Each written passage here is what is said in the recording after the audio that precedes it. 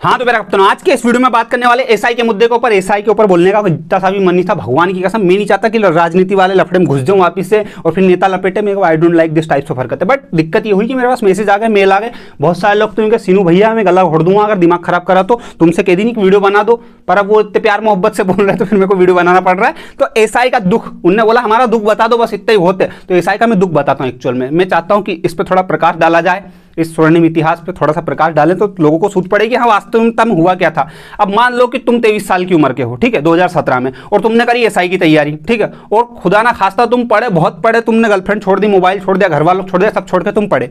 और एसआई की परीक्षा दी। 2017 की बात चल रही है और तुम 23 साल के 2017 में। अब मान लो कि तुमने परीक्षा दी और तुम्हारा खुदा ना खास्ता किस्मत ही खराब थे, किस्मत ही खराब थे, जादू टोटका कर दिया, कहीं कहने कुछ ना कुछ कर दिया और एक आध दो नंबर से रुक गया तुम्हारा सिलेक्शन, ठीक है, एक या दो नंबर से भी रुक गया, मान लो 100-200 से रुक जाए, ज़्यादा नंबर से रुक जाए तो फिर तो बेटा कोई कुछ नहीं कर सके, भैया क्या भगवान कुछ नहीं कर सके। लेकिन मान लो कि एक दो नंबर से रुका 2017 में तुम्हारा सिलेक्शन और तुमने सोचा चलो ठीक है 2 नंबर से तो रुका, अगले साल दे लेंगे, नहीं तो 2-3 साल बाद आएगी वैकेंसी जब दे लेंगे। अब तुम्हारी 23 उम्र है तो जोड़ते जाओ,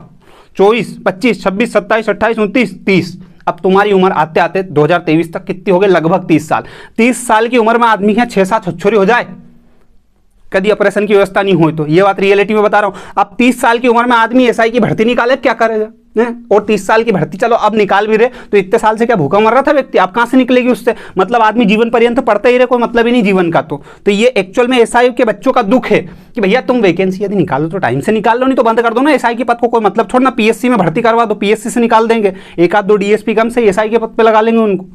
क्या दिक्कत है? अगर तुमसे हो रही है तो करो, नहीं हो रही है तो छोड़ दो, क्या मतलब है? अब वो सरकार करे, आयोग करे, पीईबी के बारे में तो मैं क्या ही बोलूं, पर मतलब जो भी करे, जैसा भी करे, उससे कोई मतलब नहीं, लेकिन कायदे में इस पे जाना चाहिए। और मैं बता रहा हूं कि एसआई का दुख अभी इतना बड़ा हो चुका है कि मतलब एक टाइम था मतलब आज से कुछ साल पहले कह लो, 1 साल 2 साल पहले, कोई भी टीचर, किसी भी टीचर को तुमने बात करते हुए देखा कि भैया ये भर्ती नहीं आ रही है तो इसका ये कर दे, मतलब नॉर्मली आंदोलन तो होते आए हैं थोड़े बहुत तो, लेकिन अभी रिसेंट 1 साल में जितने आंदोलन हुए हैं पीएससी या पीईबी को लेके, और इसके अलावा बात करें अपन तो अभी देखो पीएससी तो ट्रैक पे आ गया लेकिन एसआई फिर भी ट्रैक पे नहीं आया है। तो ये सारे, अब ये कंडीशन आ गई है कि टीचरों को वीडियो बनाने पड़ रहे हैं और उनके वीडियो इतने प्रभावशाली हो गए कि ऑपोजिशन वाले अपने अकाउंट पे डाल रहे हैं। क्यों ऐसा क्या हो गया? ऐसा इसलिए हो गया क्योंकि अब जघन्य अपराध हो चुका है, अब पानी बिल्कुल सर से इतना ऊपर जा चुका है कि मर ही जाएगा आदमी अगर 1 आध 2 मिनट और सिस्टम नहीं चला सही साइड तो इसलिए